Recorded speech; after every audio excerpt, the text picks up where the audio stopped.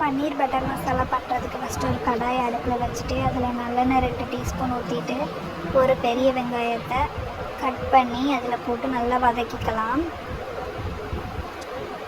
இது நல்லா வதங்கட்டும். அதுக்கப்புறம் அதில் 5 பல் பூண்டு, ஒரு சின்ன துண்டு இஞ்சி சேர்த்து நல்லா வதக்கிக்கலாம். அப்புறம் இதில் முந்திரி பருப்பு 6 எண்ணம், அப்புறம் ஒரு பெரிய தக்காளி கட் பண்ணி சேர்த்து நல்லா வதக்கிக்கலாம். இது நல்லா வதக்கினதுக்கப்புறம் புதினா இலை கொஞ்சோண்டு சேர்த்து வதக்கிட்டு இதை அப்படியே ஒரு மிக்சர் ஜாருக்கு மாற்றி அரைச்சி எடுத்துக்கலாம்.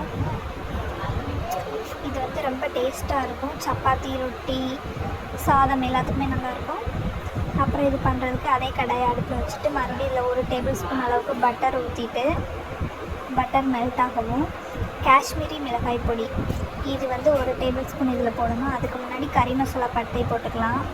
பட்டை, கிராம்பு, பிரியாணி இலை, அப்புறம் காஷ்மீரி வத்தல் பொடி இது எண்ணெயிலே சேர்த்தோம் அப்படின்னா நல்லா கலர் கொடுக்கும். அதுக்காக தான் இப்போவே சேர்த்துட்றோம்.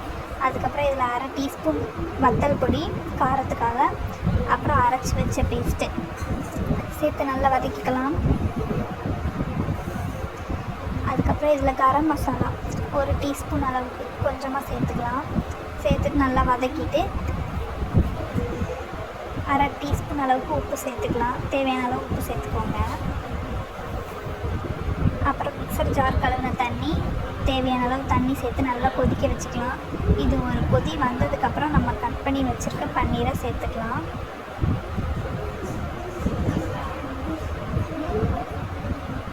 அப்புறம் இது நல்லா கொதித்து வந்ததுக்கப்புறம் நல்லா திக்காக வந்ததுக்கப்புறம் பட்டர் கொஞ்சமாக இதில் இப்போ இந்த டைமில் சேர்த்துக்கலாம். கசூரி மெத்தி இருந்தால் சேர்த்துக்கலாம். நான் வந்து சேர்க்கலை, ஆப்ஷனல் தான். சேர்த்து நல்லா வதக்கி இறக்கிட்டால் பன்னீர் பட்டர் மசாலா